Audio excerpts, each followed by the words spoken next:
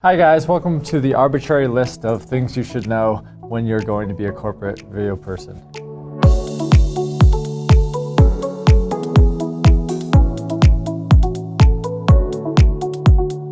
There's quite a few things that you need to know as far as coming into a corporate role as an in-house video person. You need to know a lot. You need to be able to edit. You need to be able to shoot. You need to be able to run sound. You need to be able to produce. You need to be able to color correct. All of these things are kind of not a must, but will get you hired a lot quicker in a corporate job than not. Now, you don't have to be a master of any of these things. You just have to be decent enough to get the job done.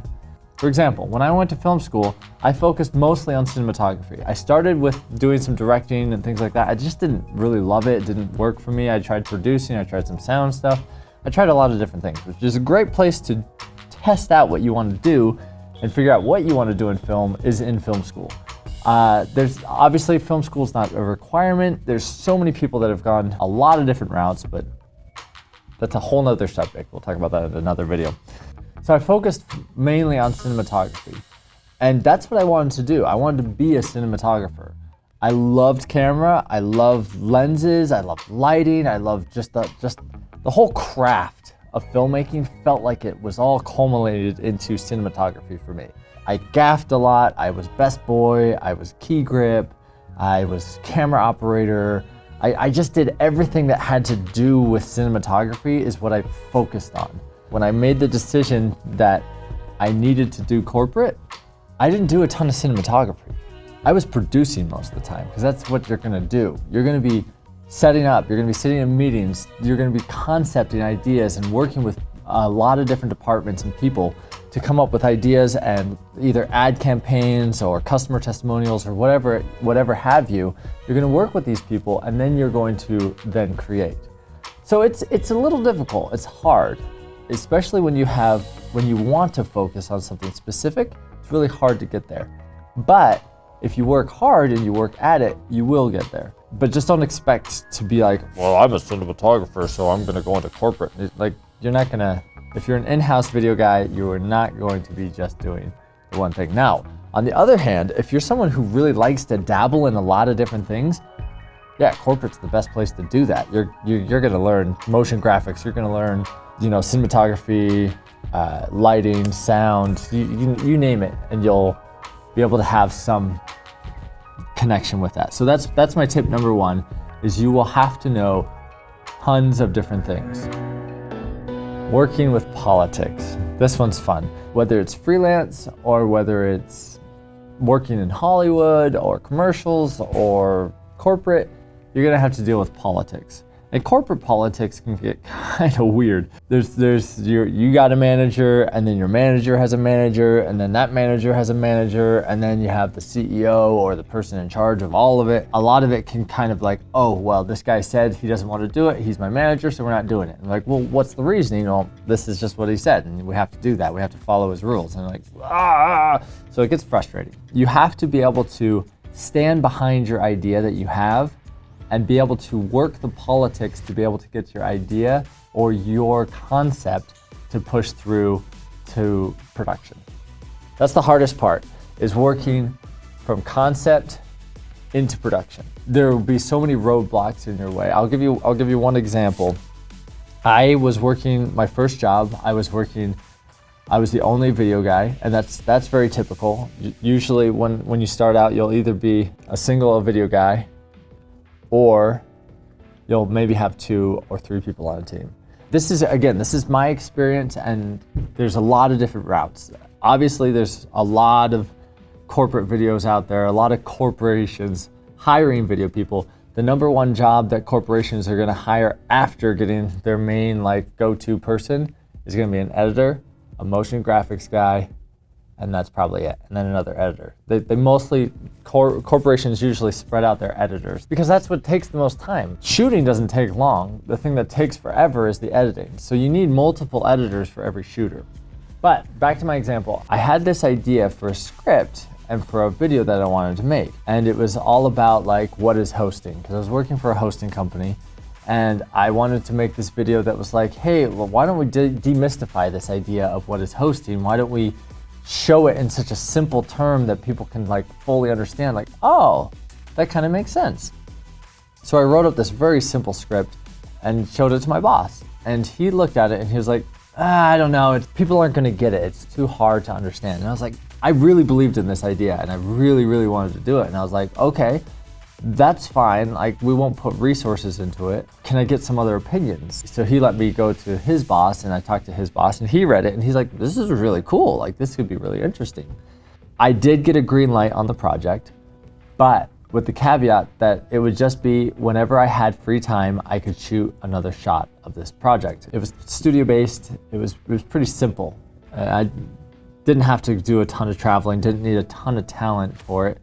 The talent that I did use, I used from the company to save money. They always want to save money. But it took me a year to make the piece. That video became one of the biggest videos we used on our YouTube ad campaigns to push people to our website. And it worked.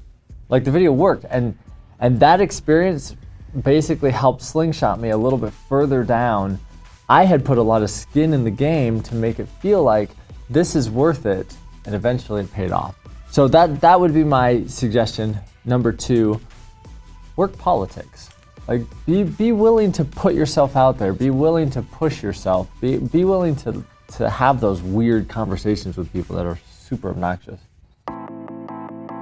You have to be able to know how to use a budget, how to work with a budget, and how to stay within a budget. I'll go over budgets in another video. It's a lot to go over, it's a lot to go through, but in this video, I'll just kind of give you an overview. Now, if you are interested in budgets, but you don't know where to start, I do have 2 budget templates on my website. The link is in the description below. I have a full-on budget that has every line item you could possibly think of. And then I have another one that is boiled down to what I have used mostly in the corporate world. I don't use a lot of the stuff that's on the bigger budget, which is more for features. I've kind of made my own custom one to match kind of the needs that I've had. So I hope those are helpful. Again, the link is in the description below. If you want to check that out, you can download those at that link. Corporations are so obsessed with saving money and not spending more than they have to. The company that I got hired for had never done videos before, and so they had no real understanding of cost. Now, some corporations have done videos with agencies, and when they get an in-house person, like, holy cow, you're so much cheaper because agencies are $80,000. You want to do this for 60? And they're like, oh, 60,000, sick. You know, like that happens.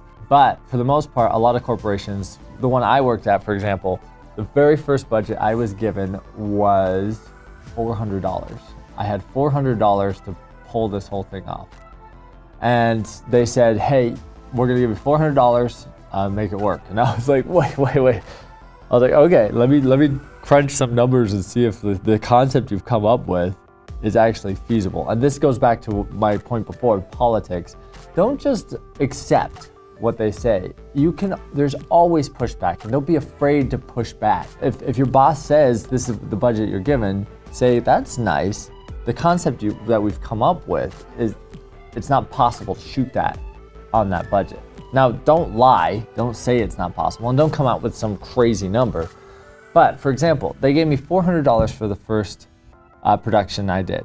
So I looked around, and then they found this actor that they really liked, and I was like, okay, we can get him, but he's $450 for the day. That's our entire budget, plus $50. So there was some talk back and forth, and we upped the budget to $650. So we paid $450 for this actor. We had the camera in-house and a few lights, and then I rented 1 or 2 lights on top of it. And then we shot the thing, produced it, and put it out. That experience created goodwill with my manager and with my boss, because I was willing to push back and say, hey, I've done this before, and have something, like, even if you haven't done it before, just be smart and create a budget to say, hey, this is what we need to create this piece, and then just show it to them. Like, hey, this is what you gave me, but here's where we're at. Here's the line items.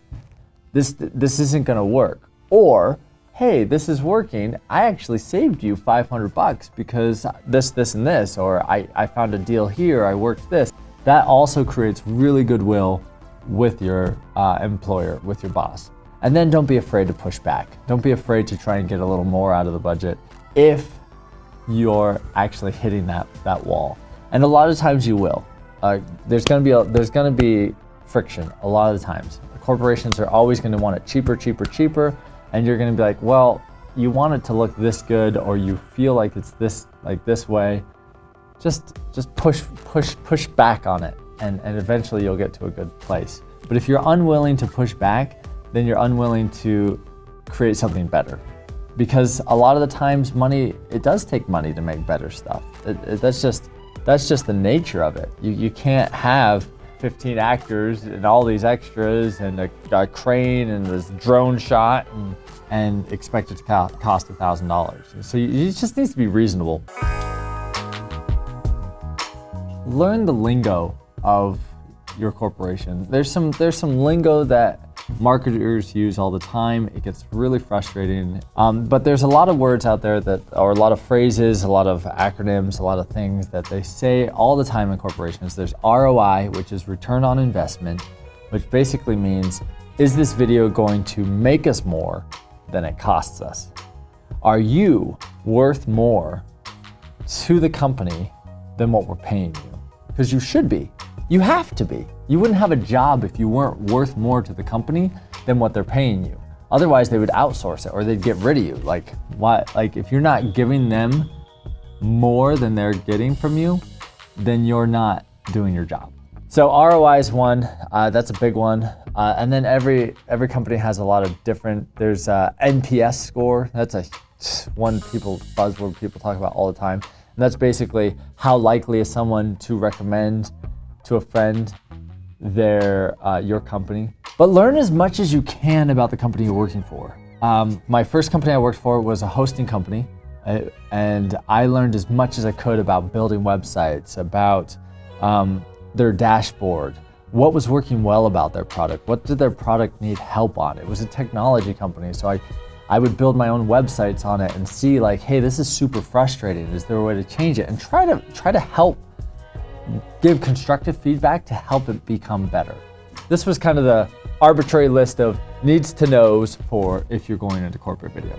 Anyway, thanks for watching, guys. I really appreciate it. Really appreciate your comments. If you have any comments about what you want to see or any other things you want me to help clarify about working corporate, or any of you that work corporate and have any suggestions of things that maybe worked for you that we haven't thought of, that'd be awesome. I'd love to see those comments.